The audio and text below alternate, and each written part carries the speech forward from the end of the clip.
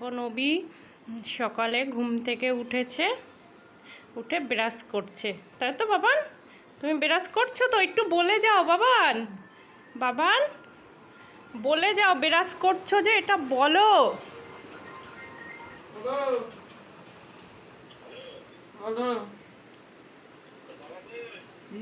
কথা বলো, বলো বাবা সানে গেছে, বলো।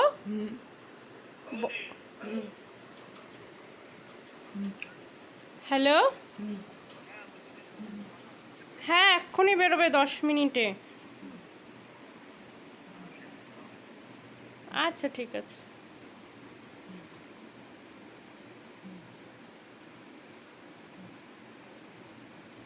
না, এবার মুখটা ধুয়ে নাও। অবি এখন উঠে গেছে, যেহেতু ওই 8টা 10-15 হবে, উঠে গেছে। এই ভেবেই ও ব্রাশ করে। ব্রাশটা করো, মুখে হাত দাও, দিয়ে করো, এই 2 সাইডে করো, এদিকেও করবে ওদিকেও করবে, ঠিক আছে? এই পাশে করবে, তাকাও আমার দিকে, এই পাশেও করবে, এদিকেও করবে, ঠিক আছে? অবি এখন বিছানার চাদরটা সুন্দর করে গোছাবে, তাই তো অবি? হ্যাঁ বাবান, তুমি কি করবে? বিছানা সুন্দর করে গুছিয়ে দাও।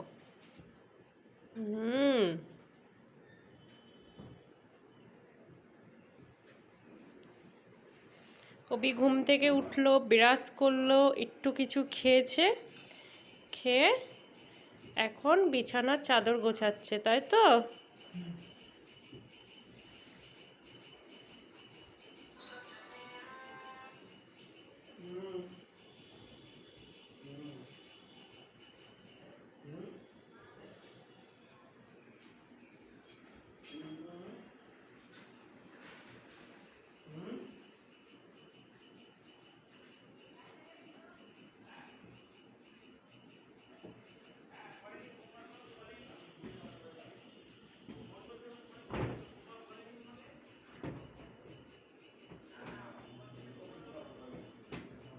বাবান এদিকে একটু তাকাও। ও বাবান একটু তাকাও আমার দিকে। এত সুন্দর কাজ করছো তুমি, দেখো কত হেল্প করো আমার হাতে হাতে, না বাবান? কি সুন্দর বিছানার চাদরটা গুছিয়ে দিল। কিন্তু ওরা, আমার বড় ছেলে ছোট ছেলে একসঙ্গেই ঘুমায়, ও কখনো বিছানার চাদর গোছায় না, ঠিকও করে না। অভিজিৎ উঠে খুব সুন্দর করে গুছিয়ে দিল। আমার বাবার মাথাটা ভালো থাকলে অনেক কাজই করে দেয় আমার হাতে হাতে, বলো বাবান? তাই তো? একটু তাকাও আমার দিকে। আজকে যেহেতু বৃহস্পতিবারে পুজো দিতে অনেক টাইম লাগে। আমি এখানে সুন্দর করে বাসনগুলো মেজে নিয়েছি, বেশ চকচক করছে বাসনগুলো। আর বৃহস্পতিবারের পুজো অনেকটাই খাটনি, অনেক টাইম লাগে। আমি এখানে লক্ষ্মীর ঘট সব নামিয়ে নিয়েছি। এরপরে সুন্দর করে লক্ষ্মীকে স্নান করাতে হবে, আমার ঘট বসাতে হবে, তারপরে লক্ষ্মীর ড্রেস চেঞ্জ করতে হবে, লক্ষ্মীকে সুন্দর করে এখন সব কিছু স্নান টান করিয়ে রেডি করতে হবে। আমি লক্ষ্মীকে স্নান করিয়ে দিলাম, ড্রেসটাও পরিয়ে দিলাম। এবার সুন্দর করে সাজিয়ে আমি আসনে বসিয়ে দেবো লক্ষ্মীকে। এই যে দেখতেই পাচ্ছ আমার লক্ষ্মী পুরো রেডি হয়ে গেছে। এবার বাকি যেই কাজগুলো আছে, ঘট বসিয়ে লক্ষ্মীকে ভোগ লাগিয়ে দেবো। আর বৃহস্পতিবারে করেই আমি শুধু লক্ষ্মীকে স্নান করাই, স্নান করিয়ে সুন্দর লক্ষ্মীর ড্রেসটা পরিয়ে দিই। শুধু এটা বৃহস্পতিবার করেই আমি করি, অন্যবার আমার সময়ে হয় না বলে আমি পেরে উঠি না। আমি শিবকেও স্নান করিয়ে দিলাম। এটা দেখতেই পাচ্ছ আমার তারা মায়ের পা, দেখতেই পাচ্ছ এটা আমার গোপালের ছবি। কি সুন্দর না দেখতে, দেখো মুখখানা দেখলে মনে হয় কিছু বলতে চাচ্ছে। আমার তো ভীষণ ভালো লাগে এই ছবিটা গোপালের, দেখলে আমার মন পুরো ভরে যায়। দেখতেই পাচ্ছ আমার টবের মধ্যে অনেক দুব্বা হয়েছে। আমি এখান থেকেই আমি বৃহস্পতিবারে করে দুব্বাটা নিতে পারি।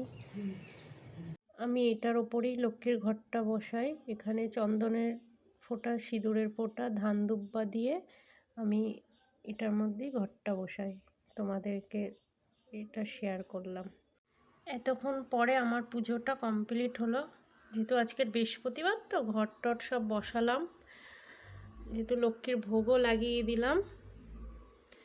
এতক্ষণ পরে অনেক টাইম লেগেছে, যেহেতু আজকে বৃহস্পতিবার অনেক কাজ থাকে ঠাকুরের, যেহেতু অন্য দিনে এত টাইম লাগে না, আজকের একটু বেশি টাইমটা লাগলো। এতক্ষণ পরে পুজোটা আমার কমপ্লিট হলো।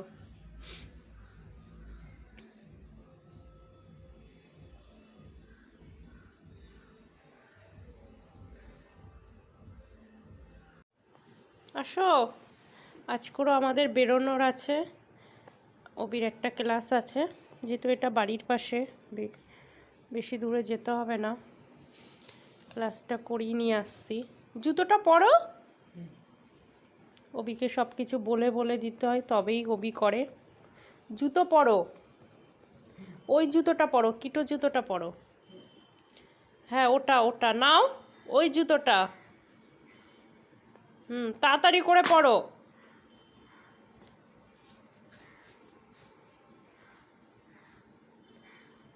আমরা কোথায় যাচ্ছি অবি?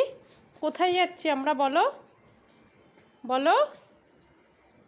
আসো, লাগিয়ে নাও ওটা।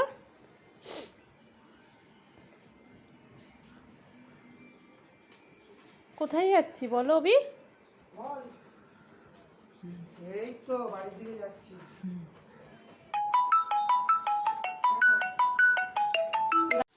আজকের আমাদের বেরোনোর আছে, আজকের অবির একটা ক্লাস আছে। আমরা এখন বেরিয়ে যাচ্ছি, ওই 4:30 মতন বাজে। যেহেতু এটা বাড়ির পাশে, অসুবিধা হবে না। আমি সন্ধ্যা দিয়ে দিলাম, সন্ধ্যা লেগে গেছে।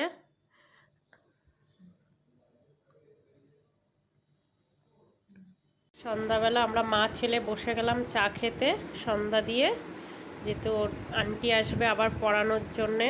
বাবান কি খাচ্ছ বলো, কি খাচ্ছ তুমি বলো? চা? আরে মুখে বলো, চা খাচ্ছ। আমাদের দিনটা এইভাবেই কাটে মা ছেলের, যেহেতু আমার ছেলে আমি ছাড়া, আমার হেল্প ছাড়া চলতে পারে না ও। আমাদের দিনটা এইভাবেই কাটে। এখানেই শেষ করলাম ভিডিওটা। ভালো লাগলে একটা লাইক করে দেবেন।